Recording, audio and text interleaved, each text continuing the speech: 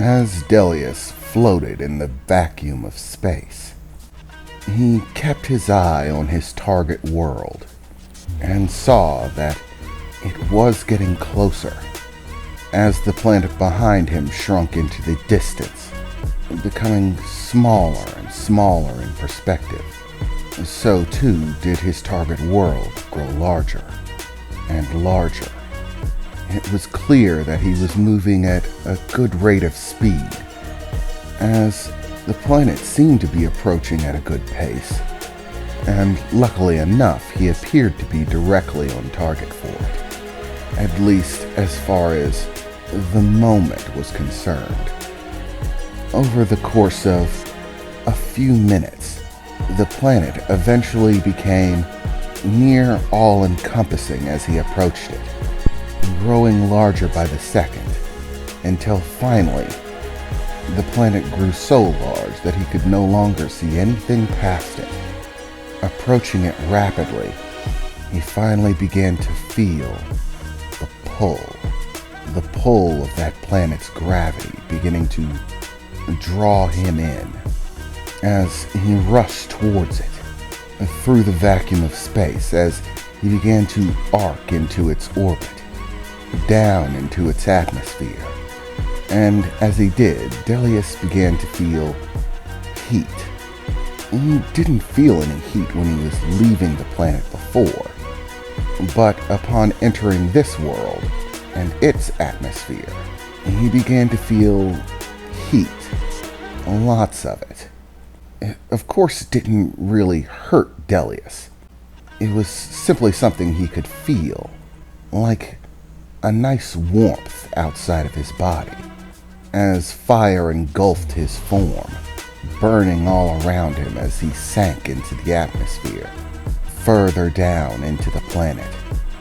As he grew closer and closer to the surface, Delius began to note that his landing was not going to be on dry land, or at least it did not look that way, as he was heading for a large amount of what looked like water, a clear crystalline blue substance. It didn't look much like the water on his world, but it was sufficient, and probably best. If he landed on dry land, there would most likely be, destruction. This might endanger innocent people, which was not something that Delius desired. He desired only to find out why they had done that to him, sent him to that barren world. And finally, Delius could get his answers as he rushed through the atmosphere of the world, the fire flaring around him as he sank through it towards the ocean below, until finally the fire faded away, the ocean approaching rapidly as Delius struck into it like a bullet, smashing beyond the surface of the water. At the speed he impacted, it felt like he was passing through a steel wall, which would probably hurt someone else. But Delius seemed to be fine with it.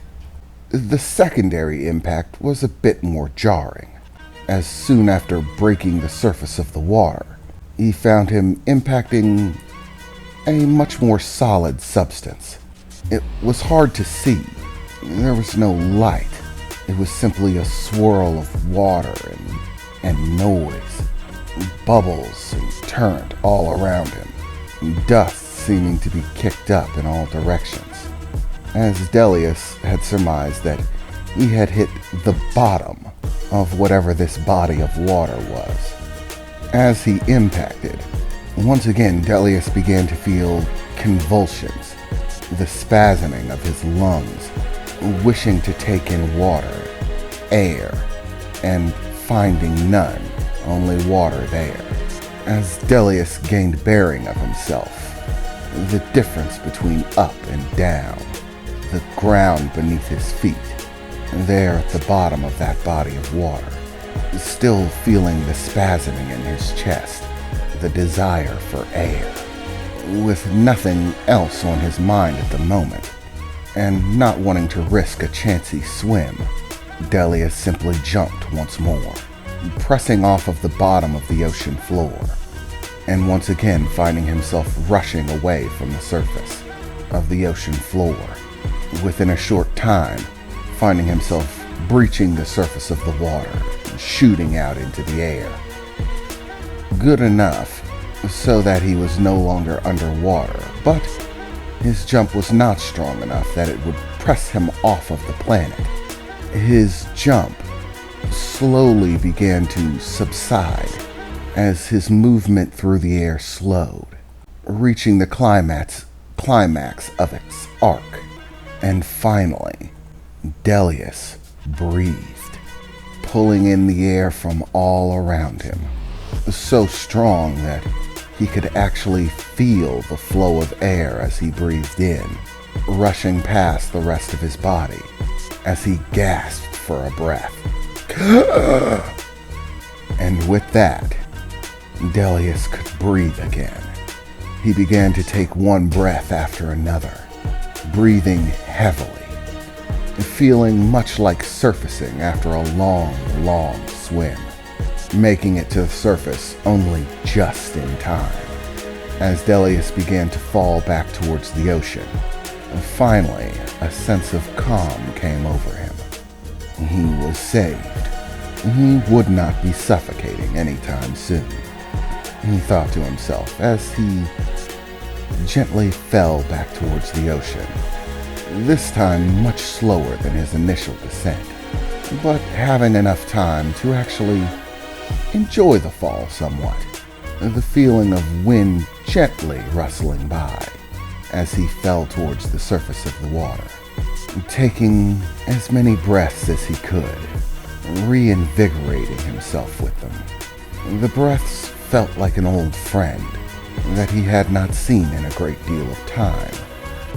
But finally, with the surface of the water approaching, Delius took a large breath and finally impacted the surface with a large splash, this time sinking only a short distance below the surface. It was fairly easy for him to swim back up to the top, being able to see it clearly as he breached, sticking his head over the water and beginning to breathe again. He looked out in all directions, but no matter what direction he looked, he seemed to see no land in sight. Great. So I made it. Now the only question is, how the hell do I find my way to land? And then, how do I find the jerks who sent me to that planet? And with the government, I suppose it might be easy to find some sort of government building? Delius thought to himself, even speaking aloud, as he had grown tired of not being able to speak on that world. But which direction to go? Well, I suppose it doesn't matter, Delius said. If I go in one direction long enough, I'll probably hit some land. Or at least I hope so.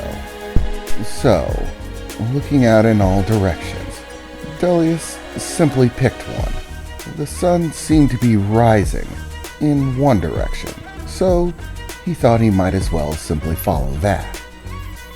And extending his arms like those of a bird, sifting them through the water, Delius gave a single hard push as he rocketed out of the water at rapid speed, now sailing above it, but not straight upwards, in an arcing pattern, almost as if he were flying over it. And as the surface of the water began to grow closer, Delius spun around, trying to place his feet upon the surface.